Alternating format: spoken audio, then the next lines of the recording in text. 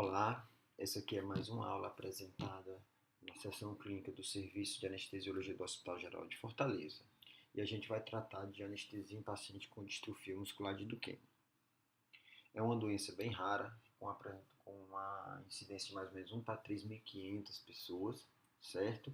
E trata-se de uma alteração da distrofina, que é a proteína que regula a integridade do sarcolema. E ela provém de uma mutação do gene da distrofina, que é uma mutação ligada ao X. Portanto, ela é muito mais frequente no sexo feminino, por se tratar de uma doença recessiva. Bom, com a alteração da distrofina, há a quebra do sarcolema e, consequentemente, degeneração muscular. Aqui a gente tem duas fotos de duas espécies musculares, a primeira aqui normal e a segunda paciente com a distrofia já avançada, com corante imunológico da distrofina. Então a gente vê aqui apenas 3 células íntegras dentro de uma fibra muscular. Certo? Então a gente tem aqui a degeneração sarcolemal, né, e consequente distrofia muscular. E as manifestações clínicas mais importantes advêm dessa alteração muscular. E por ela não ser restrita ao músculo estriado, elas também atingem os miócitos cardíacos. Então, há uma fraqueza muscular inicialmente proximal, né? A apresentação de miocardiopatia, a mais comumente associada à distrofia muscular que é a miocardiopatia dilatada, porém a gente vai ver que em algumas séries de casos é até mais comum as valvopatias, e uma doença ventilatória principalmente restritiva, tanto pelas deformidades ósseas, vocês vão ver que pacientes com a distrofia muscular de Duchenne se apresentam muito para cirurgias de escoliose, quanto pela fraqueza muscular. O início da clínica de manifestações clínicas das geralmente dos 2 a 3 anos de idade, e já na adolescência os pacientes já se tornam mais ou menos dependentes da cadeira de roda por impossibilidade de deambular. A evolução da miocardiopatia, em torno de 50% dos pacientes já apresentam essa miocardiopatia aos 15 anos e aos 30 anos essa porcentagem passa a 90%. E esses pacientes eles apresentam uma expectativa de vida média em torno de 30 anos, geralmente devido à insuficiência respiratória, alterações ósseas importantes e a miocardiopatia. Bom, em relação ao distúrbio ventilatório, ele vem principalmente da fraqueza muscular junto com a deformidade de coluna. Alguns pacientes se apresentam, às vezes, para a cirurgia com uma capacidade vital bastante reduzida. A gente vê aqui numa série grande de casos publicados no Jornal Europeu de Anestesia, em torno de 40 pacientes dos 79 pacientes, a média de capacidade vital foi de 40% do predito, variando de 8, que é muito baixo, até 79. Lembrando que o paciente que apresenta uma capacidade vital menor do que 30% do predito tem uma grande chance de precisar de ventilação mecânica no pós-operatório. Em relação à cardiomiopatia, nessa grande série de casos, de 232 casos de anestesia com 191 pacientes em 232 cirurgias, né, a maioria apresentou, inclusive, foi valvopatia por insuficiência e apenas 8 pacientes apresentavam miocardiopatia dilatada. Bom, o tratamento, então, visa minimizar sintomas, né? Geralmente os pacientes também recebem corticoides, e as cirurgias visam prolongar o tempo de deambulação e melhorar a qualidade de vida. E quais são os riscos de uma cirurgia para esse paciente? O risco é de ter uma crise de lesão celular, né? A gente viu que o sarcolema, que é a membrana celular das células musculares, ele é muito instável. E o período perioperatório, ele pode levar a um processo inflamatório e uma consequente liberação do conteúdo intracelular, levando a hipercalemia, aumento da CPK e mioglobinúria. Então, os maiores riscos dentro do contexto perioperatório é de uma hipertermia, rabdomiólise e uma hipercalemia com possibilidade até de parada cardiorrespiratória devido à hipercalemia. E os gatilhos da rabdomiólise, mais associados na literatura, são principalmente a succinilcolina, que devido às contrações musculares num músculo que já está instável, pode levar a rabdomiólise e consequente hipertermia pela liberação de substâncias intracelulares e aumento do catabolismo. E os inalatórios, a gente vai ver ainda nessa aula, que é controverso a sua ligação com como gatilho rabdomiólise. Mas a literatura também é insuficiente para comprovar a segurança. Né? Então, quais são os desafios anestésicos num paciente com distrofia muscular de Duchenne? Via aérea, né? Muitas vezes os pacientes são acamados, muitas vezes com um ganho de peso, um aumento do IMC, são limitados em relação à abertura bucal muito frequentemente, as deformidades ósseas podem também dificultar uma extensão cervical adequada, né? A resposta ao bloqueio neuromuscular pode ser prolongada, tanto o tempo de efeito quanto o início de ação. A gente já viu que em pacientes com redução da capacidade vital, a ventilação mecânica pós-operatória pode ser uma realidade e o desmame pode ser mais difícil. Além disso, como eu já falei anteriormente, alterações como hipercalemia, rabdomiólise e arritmias cardíacas podem ser importantes nesses pacientes. Bom, e nessa grande série de casos, que incluiu 191 pacientes em 232 cirurgias, né, a gente teve 2 casos de parada cardiorrespiratória reanimados com sucesso. E um deles a gente vai ver mais para frente, que foi temporalmente ligado à administração de succinilcolina. Desses 191 casos cirúrgicos, né, 191 pacientes submetidos a 232 cirurgias, aliás, 79 artrodeses de coluna num grupo, separaram em grupos de cirurgias, né, 79 foram artrodeses, 153 outras cirurgias menores de membros inferiores. Bom, e os achados nessa série de casos, né? Principalmente em cirurgias menores, ou seja, com menor chance, esses pacientes, como não era artrodese, eles tinham menor chance de alterações ventilatórias, eles foram mais submetidos à medicação pré-anestésica. No grupo B, que tratava-se de artrodese, geralmente esses pacientes já com maior alteração ventilatória, eles receberam em uma frequência menor pré-medicação. A manutenção era rotina nesse serviço, manutenção com Propofol, certo? Os agentes voláteis não foram utilizados e houve um registro de 4% de VL difícil. Em relação, e ele incluiu aqui como definição de VL difícil um Cormack-Lehane 3 ou 4. Vale ressaltar que essa definição de VL difícil é meio controversa, né? Alguns trazem como Cormack-Lehane alto, 3 ou 4, outros trazem com relação à quantidade de tentativa de intubação e hipoxemia e etc. Vale ressaltar que esse número ele está até dentro do normal. A maioria dos trabalhos que falam de VL difícil falam de incidência de 1,5%, mas tem um trabalho grande publicado em 2013 falando de uma incidência em torno de 5%. Então, a gente considera que tem um aumento, ou seja, está no limite superior numa frequência mais geral de VL difícil. E, para você ter uma noção da dificuldade do manejo desse paciente, a média de transfusão desse paciente foi de 3.000 ml, o que fala a favor de um grande sangramento nos casos de artrodese. Bom, isso aqui são os resultados laboratoriais. A gente vê aqui que a creatinina quinase aumentou pouco, que é um marcador de lesão muscular.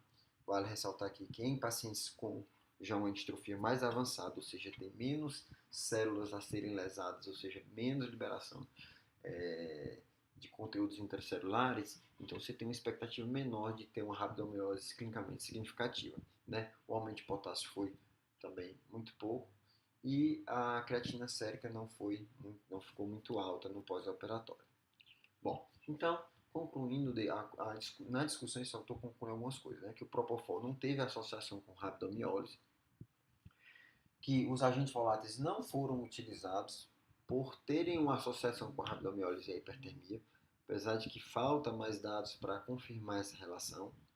Houve um possível aumento nos casos de VL difícil, e aqui eu incluí as características associadas a esse tipo de paciente, né? Aumento do IMC, aumento da língua, diminuição da abertura bucal e diminuição da mobilidade cervical são fatores que podem estar associados a uma via aérea difícil. Então, vale a pena sempre a gente avaliar a via aérea antes de manejar. E, nos casos de artrodese, devido ao aumento de sangramento, a utilização de rotina de agentes antifinolíticos, de recuperação intraoperatória de células, manta térmica e um planejamento da ventilação pós-operatória por essa possível instabilidade hemodinâmica e pela alteração ventilatória pré-operatória devem ser planejados de rotina. Bom, e o relaxamento muscular? Existe problema? A maioria dos ensaios, das séries de casos, trazem o efeito bloqueador neuromuscular sendo prolongado, tanto o início de ação quanto a duração do efeito. Então tem que ter muito cuidado na utilização. E o ideal é que se faça uma monitorização. Se possível, uma monitorização antes do bloqueio neuromuscular após a hipnose do paciente, para a gente ter uma noção do basal da função muscular desses pacientes e a gente poder fazer um controle com o pré-operatório. É óbvio que, já como falado anteriormente, os agentes despolarizantes, a succinilcolina, ela está intimamente ligada à hipercalemia, inclusive com casos com parada cardiorrespiratória imediatamente após a succinilcolina.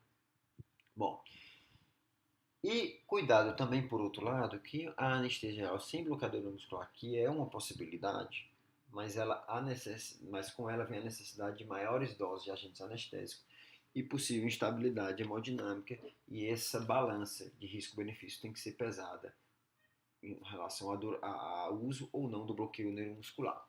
Bom, alguns relatos de casos e até série de casos trazem que o Sogamadex é uma ferramenta adequada para reversão, e o tempo de reversão com a utilização do Sogamadex não é aumentado, né, nos pacientes com distrofia muscular. Então, lembrar sempre dessa possibilidade em caso de decisão de utilização do bloqueio neuromuscular. Bom, essa é uma outra grande série de casos da Mayo Clinic, e o autor fala que não há uma rotina de não utilizar inalatórios nas distrofias. E a gente vai discutir o porquê, né? Em 47 pacientes foram feitos 117 procedimentos anestésicos cirúrgicos, e a ideia era descobrir a relação de complicações com os gatilhos, com as comorbidades relacionadas e as cirurgias executadas. Bom, dos 117 casos anestésicos, houve 7 complicações, certo? Com 4 complicações no caso dos pacientes com uso inalatório e 7 com agentes venosos.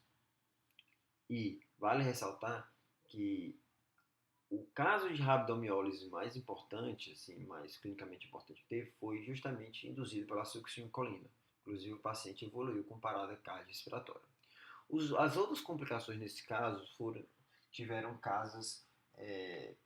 outras causas que não os agentes anestésicos utilizados, mais óbvias, como sangramento massivo, insuficiência respiratória prévia à infecção, né, sangramento massivo, taquicardia sinusal e até tromboembolia. Então, vocês vejam que o agente anestésico utilizado nessa série de casos relativamente grande não foi inalatório, certo? E sim outras causas advindas das comorbidades dos pacientes. Então, porém, o autor conclui que não existe agente sem risco e que o ideal é ter um controle adequado do paciente, monitorização adequada. Além disso, outros fatores podem estar associados à rabdomiólise, como jejum prolongado.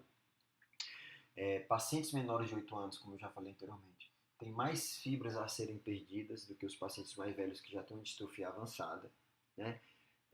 E lembrar que pacientes acamados apresentam maior risco de trombose e, consequentemente, é outra possibilidade de complicação desses pacientes. Bom, e aí vale uma avaliação mais clara em relação a algumas comparações. Primeiro, comparar então a distrofia muscular de Duchenne com a hipertermia maligna. Bom, por que há essa confusão? Bom, o teste diagnóstico de suscetibilidade à hipertermia maligna é feito com o teste de contratura cafeína lotano. E nos pacientes com distrofia muscular de Duchenne, esse teste muitas vezes é positivo. Um outro dado importante é que, na maioria das complicações, por exemplo, parada cardiorrespiratória da distrofia muscular de Duchenne, eles não estão associados, antes desse episódio de parada, a um estádio de hipercatabolismo. Ele não existe. Normalmente, há uma coisa temporalmente mais direta com a succinilcolina, e os outros casos de rabdomiólise se dão principalmente na sala de recuperação e no pós-operatório. Além disso, a base genética é diferente, né? A hipertermia maligna está associada à alteração do cromossomo 19, e modelos de rato de distrofia muscular de Duchenne não apresentam disposição para hipertermia maligna. Outro dado importante é que o dantrolene ele não é um agente eficaz no tratamento da rabdomiólise, da distrofia muscular de Duchenne. Como eu falei anteriormente, eventos de parada cardiorrespiratória devido à hipercalemia ou rabdomiólise, eles não vêm associados a um hipermetabolismo de rotina. Então, tudo isso me faz crer que o mecanismo fisiopatológico da rabdomiólise na distrofia muscular de Duchenne é diferente da hipertermia maligna. Bom, e a ligação da rabdomiólise da distrofia muscular de Duchenne e succinilcolina? Bom, é um músculo que já tem uma alteração do sarcolema e que a fasciculação promovida pela succinilcolina pode piorar essa lesão, fazendo com que haja rabdomiólise, né? E, consequentemente, complicações, inclusive, no caso, naquele caso publicado no Jornal Europeu de Anestesia, com um caso de parada cardiorrespiratória por hipercalemia após a succinilcolina. Em relação à correlação temporal, todos esses eventos, quando originários pela utilização da succinilcolina, também houve uma correlação temporal, diferente, a gente vai ver a seguir, dos agentes inalatórios. Então, há uma grande concordância em relação à não utilização de succinilcolina nos casos de distrofia muscular de Duchenne. Já em relação aos agentes inalatórios, não existe uma correlação muito clara temporal entre o uso de inalatório e a rabdomiólise provocada na distrofia muscular de Duchenne. As complicações normalmente acontecem na sala de recuperação. Alguns autores sugerem que o inalatório não é capaz de ser um gatilho único, mas que, às vezes, o uso do inalatório pode provocar uma desestabilização do sarcolema e um segundo insulto, um tremor pós-operatório, uma agitação pós-operatória, ou mesmo a hipotermia pós-operatória, poderiam ser o segundo insulto na evolução para a rabdomiólise.